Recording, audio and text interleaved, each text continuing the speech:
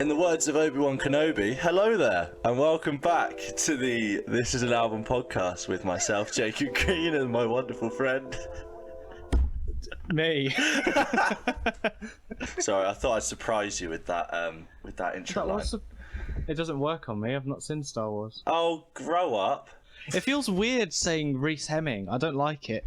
Alright, you can change your name. That'd be funny if I just said, and my wonderful friend, and you just said a completely different name that wasn't Reiss Hemming. No, you say my name. I'll say your name. Okay. It's less clunky, isn't it? Okay. All right. And I always do this, and I feel weird. All right. Cool. In the words of Obi-Wan Kenobi, hello there, and welcome back to the This Is an Album podcast with myself, Jacob Green, and my wonderful friend, Reiss Hemming. This is the podcast where we talk all about albums, and me and Reiss are going to pick an album each week, and we're going to sit down and we're just going to discuss it. And this week's album is a very lovely album by a band called Video Age, and the album is called Pop Therapy. And so a few things before we start. This podcast will have some bad words in it. So if you like that kind of stuff, then stick around. But if you don't, maybe go and listen to something different for a little bit. Secondly, and this is the section I didn't want to talk about and try and avoid it as much as possible, but it's the penalty word forfeit section. And unfortunately, I am the subject of the forfeit this week, as I said Reiss's penalty word last week. Unlucky, mate. Which was Bon Iver, and I feel like it was an attack on my personality choosing that. So fair play to Reiss. I'm going for the jugular. It was painful. It was painful. And so this week, I have written down some submissions that we received for the forfeit. And I mean, I was expecting some really illegal things, but thankfully they're not. So just if you haven't heard already, the penalty word area of our podcast is where each of us will write down a word at the beginning of the podcast, and if either one of us say the other's penalty word throughout at any point, then a forfeit is due at the start of the next podcast. So Reiss, I have written down these forfeits and you can decide which one I go for. Number one is down a beer. Okay. Number two. I don't want to give you that pleasure. So. I mean, any excuse. What time is it? Any excuse to drink at 12:20 on a Saturday. It's worth noting that the clock behind you saying 4:05 is not right. Doesn't do anything. That clock has never been right. Doesn't do anything. Never has. Never will be. I love it. Number two is wear a suit for the rest of the podcast. Oh wow. Number three is do a shot. And number four, I'm not doing. I just thought I'd write it down because I want to address this. I know what this is. Our lovely friend Ollie Heddin commented a very lovely comment to start with on our video. And if you want to check out the video podcast, then head over to our YouTube. This is an album podcast. But Ollie kindly commented, "Love this so much, laughing out loud at the William Shatner bit." Thanks, Ollie. I think Jacob's forfeit should be is eat a piece of wet bread. And I just want to say that's never going to happen. I think wet bread is probably one of the most disgusting, if not worst things to ever exist as a thing. And if anyone asks me to do it, they're going to get hurt. So I just want to say that from the get-go. This dates back a long while, doesn't it? This has been. I'd forgotten about your feud with wet bread, but I remember it starting years ago. It's been a long rivalry that I've had with wet bread, and I think wet like when you eat bread, yes, obviously it gets wet, but that's not what I'm talking about. I'm talking about like a wet, like you get like a slice of bread, and so you put it on a table and just pour water over it. I think that is one of the most disgusting things. So not like bread sweat, because that's different. No, that's fine. I'm talking about just like wet, bread soggy sweat, bread, like toasted. Oh, it actually makes me feel ill thinking about it. Yeah, it's so disgusting. So unfortunately, Ollie, I will not be eating wet bread this podcast, and I will never be eating wet bread. Okay, so what are my choices? So you have three. You have three choices. Okay. You have down a beer, wear a suit for the rest of the podcast, and do a shot. It's got to be the suit, isn't it? Because then we can do a quick like video cut. You know, you can do like a clap and then. I'll see you in a second then. All right. There we go. Wow. You kept the hat on as well. I kept the hat on, and the tie kind of semi-matches the hat, so... It does actually, not bad. So this is just incentive to watch the video and see me in a suit. And the final part of this is the Weird and Wonderful section, and this week that is going to be courtesy of Reiss. Yeah, apologies. Bounce. I think last episode I really picked up what I brought to the table with William Shatner doing Bohemian Rhapsody, but I think I set the bar pretty low, to be honest. So I think. Well, no, I feel like that kind of encapsulated what we're trying to do with that section. You know, it's supposed to be stupid. It's like, what is this?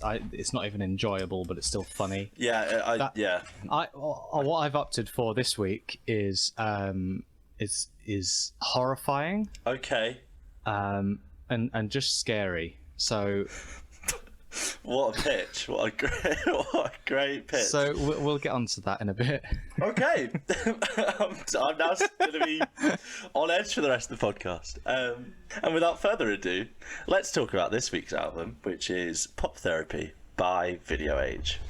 This album is one that I've bought for you, Reiss, and straight off the bat, first thoughts. What do you think? Did you like it? I like it. I like it a lot. Good. Can I tell you my immediate thought when I listened to it? Please do.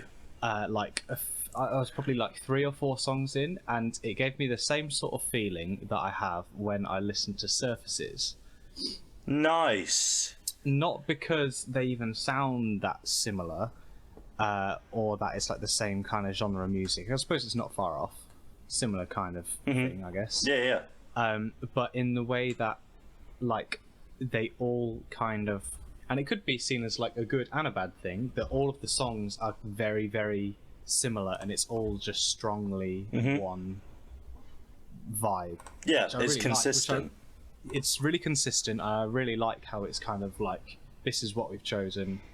I haven't listened to any of their other albums, so I don't know if all. No, so they've got they had an album come out in 2016 called Living Alone.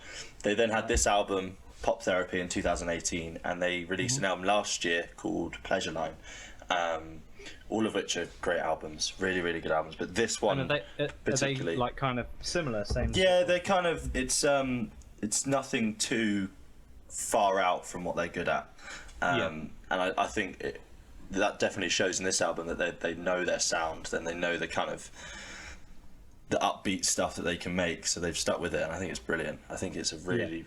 Really cool.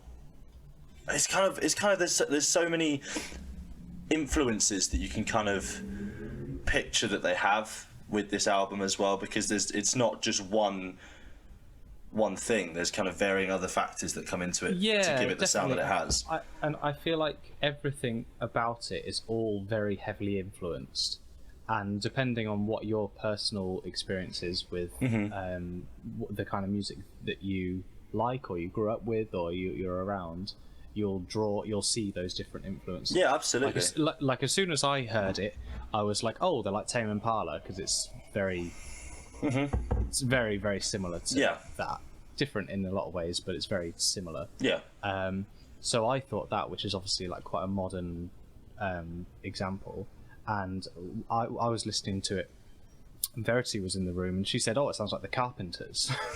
Okay. And I was like, "Oh, okay." I wouldn't have got that, but no, you know, so they probably have a lot of like modern influences, like, you know, Tame Impala, or people like, I don't know, Surfaces or whatever. But I also heard loads of Prince as well. Yeah, definitely in the guitars. There's a lot of that kind of vibe in the guitars. And I wanted to ask you this question based on the title. If you were to go to therapy, what would be your pop song to help you? Oh my God, I thought you were going to ask me what I would go to therapy for. I mean, you can answer that as well if you want. Maybe I should. But yeah, so what if you were to go to therapy and pop music was going to help you seek enlightenment? What pop song or artist would you choose to help you find that? Oh wow, okay. Does Earth, Wind, Fire count as pop? It's popular music, so I'd say, I mean, would you not? I think the thing is that if you were to listen to the same pop song on repeat, you would go insane. But you would go insane. That's why I think you'd want something with substance. Yeah. And like those old, Stevie and Earth and Fire and Prince, they're all pop songs and you can sing along, but they have a lot of, I think maybe I'll switch to Stevie actually. Okay. Which Stevie tune? I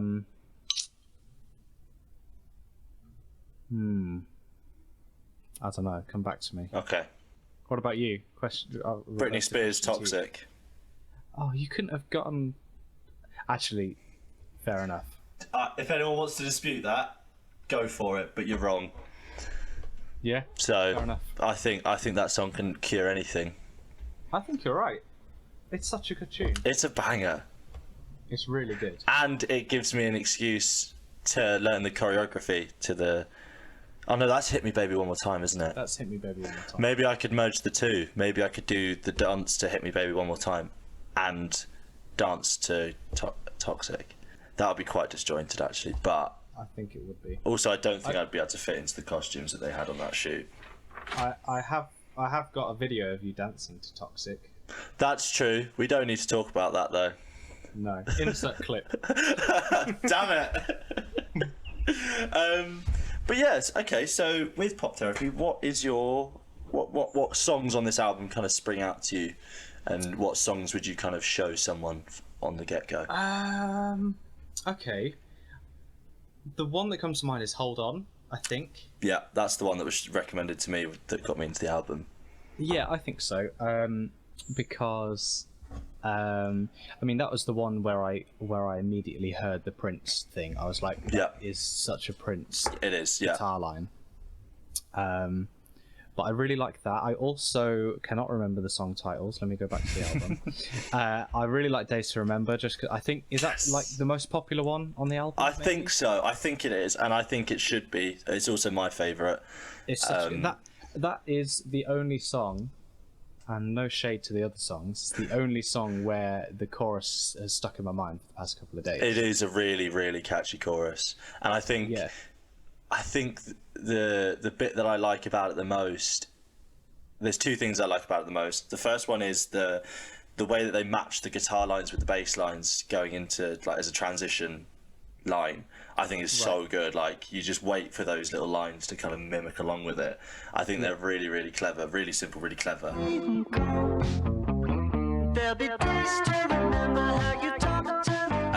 the other one is, it's such a good two-step song.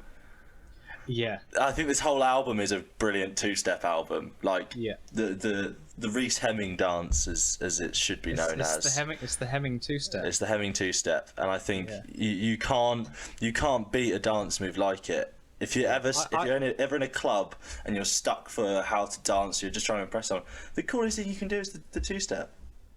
I think so. Easily. I figured out that if you can't dance like I can't, just pick one and do it really well, and be, with conviction. We've been in a club and a spotlight has just shone on Reiss and he's just been two-stepping away, and it's been like Saturday Night Fever. I don't want you to ever say we've been in the club. Like, when have we ever been to the club? I mean, look at what I'm wearing. Obviously. I'm sat in a conservatory drinking rooibos. I've never been to a club. Oh god! I mean, at this point, I'd spend the rest of my life in a club if it meant going outside. If anyone wants to come and two-step with me and Reiss in the club, then drop us a message and we'll sort that out. But yeah, Days to Remember. I think like we mentioned in the last episode with Drew of the Drew, I think the production on this album is fantastic. Everything sits together really well, and you think with all the synths going on and the different layers that these tracks have, it all kind of blends really, really nicely. Yeah, it does. Do you know what it made me think of? Like what I was saying with how it's all like one consistent kind of vibe. Is there what other word is there to vibe? Find a synonym for vibe. I quite like the word aesthetic, and I think aesthetic can kind of cover image and sound, I think. Okay, let's go with that. So the fact that it's kind of got the same aesthetic throughout made me think that it would be really good soundtrack music. This is what I was gonna say. This, I think there's a band called Real Estate who are like really cool surf rock, indie rock kind of stuff, and they're an amazing indie band, and I'm a massive rom-com fan. And there's a Daniel Radcliffe film called What If, and is it What If? No, it's not What If. It's called Plus One. I think it's called Plus One. I've completely forgotten the name. I was so convinced it was Daniel Radcliffe, and now I'm having a crisis that it wasn't. Okay, it wasn't Daniel Radcliffe, but it was another really good rom-com where two best friends, they go to weddings together because neither of them are in a relationship, so they just take each other as friends, and then they start falling in love, and then they fall out of love, and it's just a really good rom-com. If you didn't know what rom-coms were, that is what it is. I was wondering. And Real Estate were basically the soundtrack for it, and it just made the film so much better for me because I love that kind of music, and it just made everything feel really good. Yeah. And I think that would be the exact same with this album. Yeah. Where it would just give, I can see that. Whatever the imagery, I reckon. Even if it was a murder scene and you put Days to Remember on, you're gonna love it. It's a day to remember. It is the day you get murdered. I mean, we're gonna go into a whole life and death thing if we start talking about would you remember? Yeah. No. That's not what this podcast is about. No, it's not. Tune into mine and Reiss's new podcast, Life After Death. But yeah, no, I couldn't agree more. I think it is a really, really good soundtrack album. Maybe we should do that, or if anyone wants to make a film with this band as the soundtrack, let us know. That'd be great. So I've got a couple of questions for you. Please, please do. So first one is I couldn't figure out whether this is like a band or whether it is a dude in like his bedroom making. It's a dude with an S on the end. There's two of them. Okay. Two dudes, Ross and Ray. Ross and Ray are the two main members of the band, and the rest are just friends of theirs that kind of fit into the other instruments. Right. They fit into the instruments. They get inside the instruments to play them. They're actually tiny. They're tiny men. The borrowers. The borrowers. There you go. We should put Pop Therapy over the borrowers. And I'm a massive fan of the indie band image, as you probably couldn't tell. Yes. I'm wearing a hat with a suit, for God's sake. Yeah. And I mean, apart from the fantastic music, they also have fantastic facial hair, and they know how to tuck a t-shirt into some trousers, which for me is a big plus in terms of an indie band aesthetic. Yeah. But yeah, so it is Ross and Ray, the two of them, and then everyone else fits in together. But I found that quite interesting that you could tell that it was whether it was one guy or.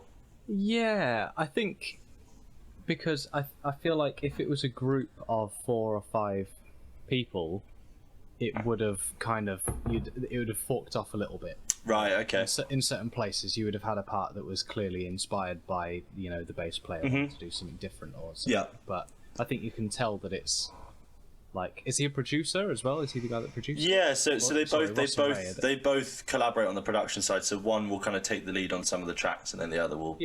I think you can hear that. Interesting how I immediately compared it to Surfaces as well. Yeah, absolutely, because they're a duo. Guys. Yeah, they're a duo producer duo. And it was like you say, where kind of if it was a full suit, the bass player would have an influence on one song, and the drum would have an influence on another. And that's it's very similar to what that. I mean, it's not similar. It's different because Bombay Bicycle Club did that with their new album, where they encouraged each member to kind of bring a song to the album. Right. And then they kind of had it as that band member's song within the album, which I think is a really cool way of catering to having the full band writing songs. But then obviously, that's not to say, I mean, I don't know whether the other band members influence and sort of write their own parts for the other bits, but yeah. If you're listening, Video Age, let us know. Yeah. I think a nice way to pick. Well, actually, no, I don't know why I'm saying it's going to pick things up, because apparently it's quite scary. Oh God! But you want to do this now? I think I could. It's actually been on my mind this whole time.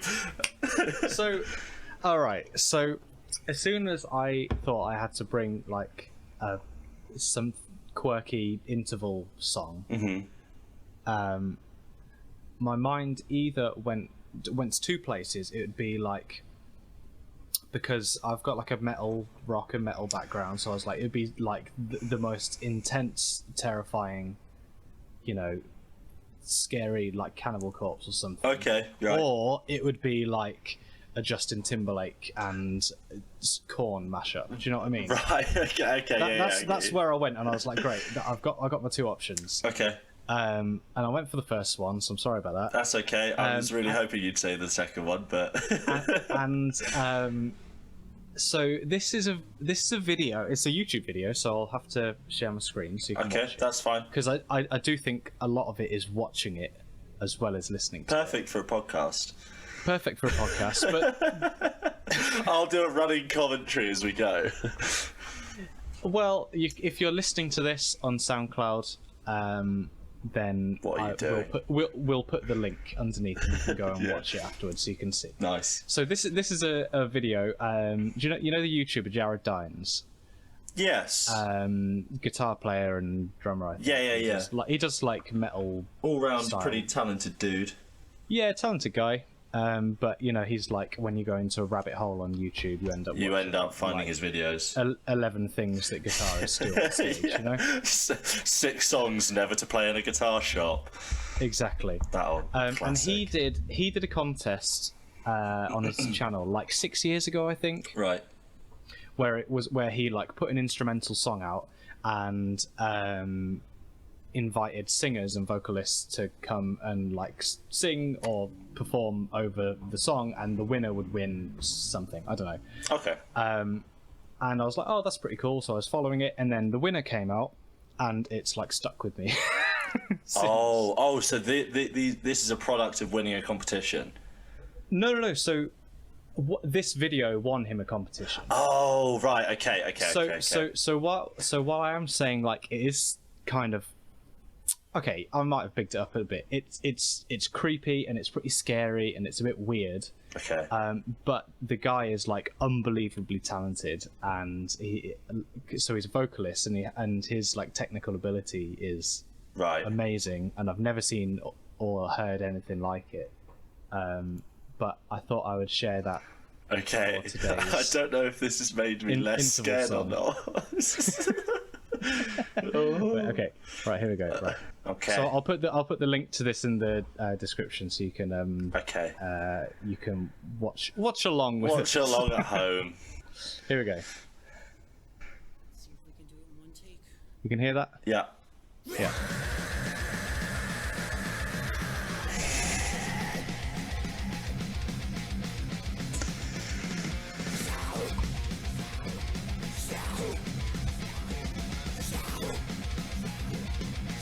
Why is he in his wardrobe?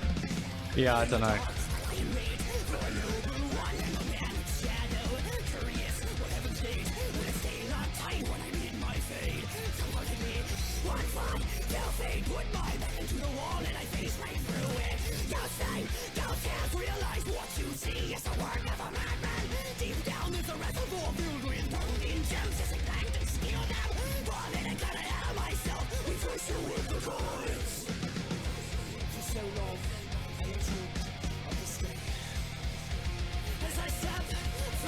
So he's very articulate when he talks like that. He's very articulate. Yeah, I mean, it is amazing, like how he does it. I mean, it's watching it and his facial expressions. He's very animated. I'm still confused as to why he's in his wardrobe. Is that to dampen things? It's probably a good place to record. It probably is, but yeah. Let me skip along because there's. Wow.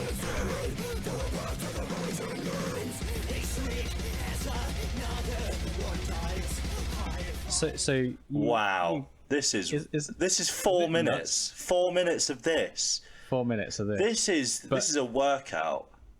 It's nuts, isn't it? But he's like doing all of the. It's like every style of screaming you've ever heard, like in one sentence. It's kind of crazy. Like but I said, let me find... the guy's good with his words when you can understand what he's saying. Yeah. So this is like a little middle bit, and all the comments on this video are like, "Oh, that's got to be an effect. Like, there's no way that he did it." Right. And it turns out this is actually his voice. Oh. This bit here.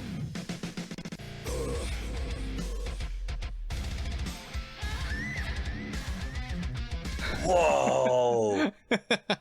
Whoa! That's cool. Isn't that nuts?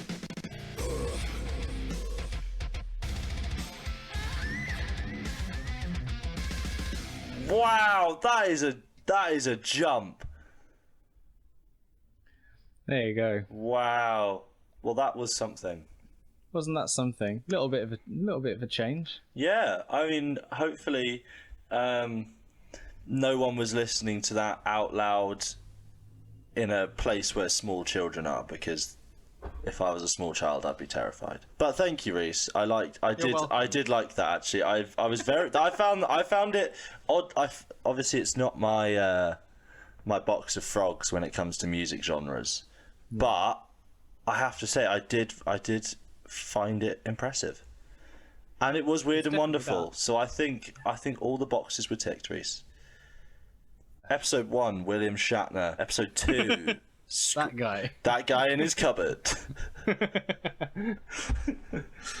Okay, so I thought I'd like to talk about. There's a section at the end of one of my favourite songs as well called "Love Is Surreal," and I want to see. I don't think you'll be able to get it straight off the bat, but hopefully when I say what this last section reminds me of, you'll understand what I mean. But there's like a little synthy section at the end of "Love Is Surreal," and there's kind of like some stabby synths, and there's two bands that it reminds me of. One of them I was quite impressed that I remembered the name of and remembered the song, so I just want to see if you'll agree. Yeah, it comes. Yeah, this bit.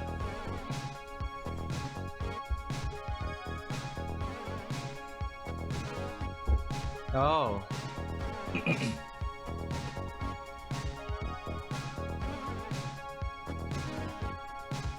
Oh my god.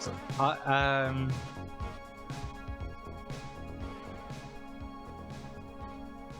know what you're talking about, but I can't. So there's two bands. Give us a clue for the obvious one. Okay, so for the obvious one, they're really funky, and oh, Noah. No, but that is such a better comparison. Noah. That's what I was thinking of. So Noah is a really good shout. Actually, I completely forgot about Noah. That's what I was thinking of. The two Noah makes so much sense now. Why didn't I think of that? The two I was thinking of was Wolfpack is kind of one of them, and the other one, the synth. For some reason, the first time I heard it, made me think of Shrek Is Love. Yes, that is it. That's the other one that I was thinking of. That's it. So I just suddenly thought like in the Lord Farquaad song. But the guy from Noah is the keys player in Shrek Is Love, I believe. Really? I think so. I could be really wrong. That I mean, if that is true, then that is an incredible collaboration. Isn't it Jacob Mann? I can't remember his name. I just know him as Shrek Is Love, which is terrible. I know he went to Berkeley, and that's it. It's that scene. It's that scene of people. Right. I think it's so good. Yeah. If you haven't already listened to Shrek Is Love, go and listen to it. Treat yourself. Because it's. I mean, I don't think we should say anything about it. I think we should just go and listen. It's called Shrek Is Love, and you should listen to it. Lord Farquaad by Shrek Is Love. Just go. Yeah. Not right now. Stay and listen to the rest of the podcast, and then go. Yeah. But that's what the synth reminded me of, and that's what and like for the first track on the album, it just set me up really nicely to enjoy the rest of it. Yeah. And so I was looking at some live videos that they did, and I mean the perfect venue for an indie synth electronic band to do a set is obviously a record shop, and it looks so good. Like just the setup was brilliant, and I found that even live the sound and like the way in which they come across is just like the record. Cool. The sound is still just as crisp and sounds like it's produced live than it does on the album, and I think that's a massive. So they do it as like a full live band, or is there a lot of sort of? Yeah, so there's it's guitar, bass, keys, drums. They've got some BVs. It's a really good setup. But I wanted to ask you a question based on the difference between live music and the album, because obviously it is. I think it's so important when recording an album or when just recording music that you have to be able to replicate it live. Sure. Has there been an occasion where you have seen a band and you have gone, this is crap compared to the album? Oh. Yeah, there has been actually. Probably a few. Like a few times that's happened. Yeah. I think it's really difficult to get it right. And I think a lot of the time the things that, for me at least anyway, that draws me to an album, which kind of links back to the our first episode, the Drew. Like, I'm such a audiophobe, the right word. Like, I love things to sound really nice and like panning stuff, and like I really like production. I really appreciate production, and then if that's something that draws me to a piece of music or a band or an album or something, then I go and see them live, and it just sounds like a bunch of people up on stage playing live instruments. Do you know what I mean? Like, it doesn't give the same. I don't actually like the music that much. I just like the way that it sounds. Yeah, no, definitely. So I think there's a few examples. I mean, there's loads of examples when I was younger and going to see like metal bands and stuff, and I think the reason I liked metal music was because it was all so like crisp and clean and everything, and then you'd go and see it live and it was just like it was just a guy in his wardrobe just screaming. Yeah. And so I mean, have you had that? I've had it more at festivals where my good friend Ollie, I have a lot of friends called Ollie, but this Ollie in particular, me and him were at a festival and we went to see a band. It's like it's just the front guy, but then there's kind of session musicians as the band, and basically he. Are we not saying band titles because we don't want to slag anyone off? I don't want to. Yeah, I think I'm going to avoid saying the name, just in case. Right. But we were very excited to see this band, and it was fucking awful. It was so bad. Like when when you just get like constant feedback like that. Yeah. It was that, but through like festival speakers in a tent, like for like the whole set, and no one was trying to do anything about it. They were just playing through it, and it was like, it just didn't help. And I then was like, this is awful. But then I was like, but the album's so good. So what do I do? Do I just kind of actively say, right, I'm never seeing him live. I'm just going to enjoy listening to it via the internet instead of actually going to see him. There's so many factors that come into it, because obviously when you then watch them live, when you listen to them via the internet, you don't think about like how they look on stage. Yeah. And you kind of then, when you go to watch some live music and you kind of see what they look like on stage, like sometimes their mannerisms kind of piss you off in an unnecessary way. It's like, why does this annoy me? It shouldn't, but it does. And now, like your perception of them completely changes based on how they sound and how they look. Yeah, exactly. Yeah. I'm trying to think of a word beginning with F to describe shirts, and I can't remember what it is. Flannel. No. Floral. You've got to do a forfeit next episode, my friend. Are you? That was cheap. I'm disappointed in you. Oh, that was. You just wanted me to say floral. Yeah. Why? Because it's my penalty word. Bastard. That was a real guerrilla warfare tactic. I'm sorry, It but really it had to be done. Okay, well.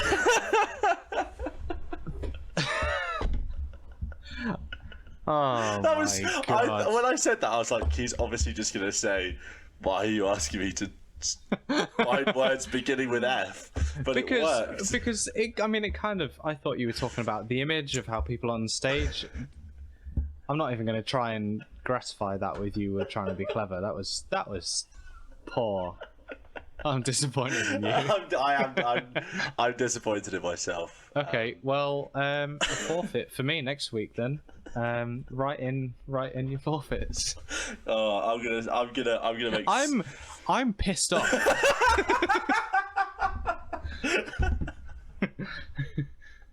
I'm gonna make so many fake accounts and just comment. Yeah. Eat wet bread. Eat wet bread. Eat wet bread. Do you know what? Do you know what mine was? Because this is the deal. So I've said the penalty word. So the word that I had for you was pentatonic because you said it last. Oh, I so nearly said it earlier as well. Yeah. When you were playing the metal stuff, I was like, yeah, if there was a pentatonic line in there, I would love it. Oh, you were good. Yeah. I nearly said it. Wow. See, that would have been organic, and you would have done that authentically. But I just completely. No authenticity. I just fucked the rules off and just went straight for what's a word beginning with F.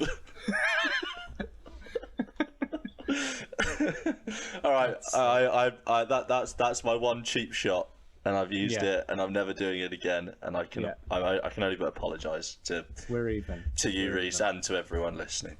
I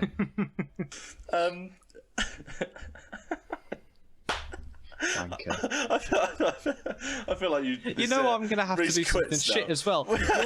You're wearing a nice suit. All the options for me are gonna be like eat a rotten egg. Go out and punch a child. Oh, I'll do that. I'm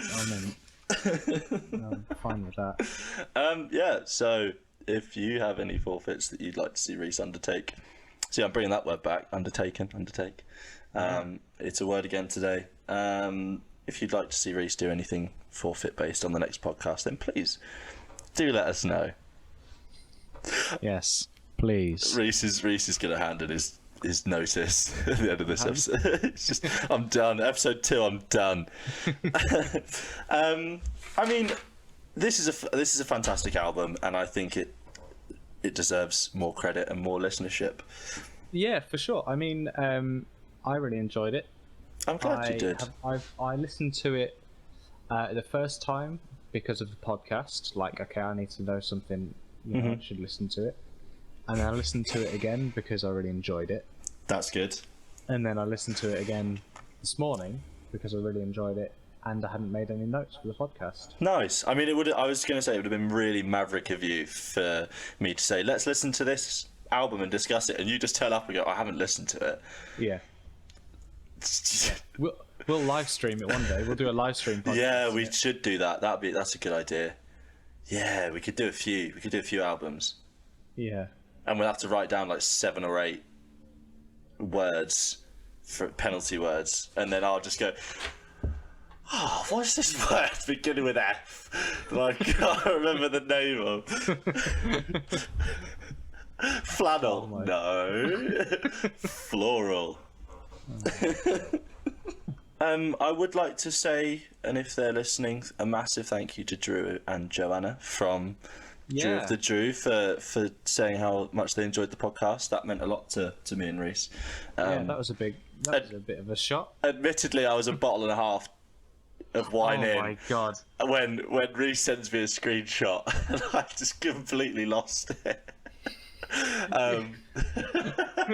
I lost my mind. It was really, really cool, and kind of definitely has spurred me and Reiss on to do this some more. So to Drew and Joanna, thank you very, very much. It was really lovely of you guys to say thank you, and we are saying thank you back because you guys are great, and we love the album, and we hope that more people join us in loving the album. Yeah. Do you know what I realised as well is after those two messaged was that loads of the other albums that I had in mind for this podcast, all like from that group of people. Like, I hadn't really, I suppose I had noticed, but I have been like obsessed with that scene in New York. Those groups of people. There's loads of other bands. There's a band called Childish Japes. There's Iris Loon. Which is another really cool band. There's Mad Satter, which is one of Joanna's Well, projects as maybe well. maybe what we could do is in a coming episode you could bring a collection of that scene, and we could listen to further music from that scene in one go. Maybe. There's endless possibilities, as there are endless albums. Yes. What a philosophical way to end it. Beautiful. I have briefly thought about what album I want to bring to. Oh yeah. Okay. And I'm kind of stuck between two, but I think the one that I'm going to do is Hold. I love that album. An album called Gore by Lou and the Yakuza. I think that's how you say it. As in Gore. Gore, Gore. Yes. Lovely. Is the name of the album by Lou and the Yakuza. I think we'll be doing that one for next week. It's a really cool album. I saw them on a Tiny Desk, which nice. My partner Verity showed me. And they are a French... I wouldn't even know what genre to put them in. Sort of like a R&B kind of pop thing, but they're really cool. Hell yeah. And I think you'll like it. So I'm sure I Lou will. and the Yakuza next week. Amazing. I look forward to it. And this is an album podcast with myself, Jacob Green, and my wonderful friend Reiss Hemming. Reiss, as always, it's a pleasure talking to you and forcing you to say the word floral. Thank you. It's a pleasure to say the word floral. Until next time, we'll see you later. See you later. See you later. Bye. Bye-bye.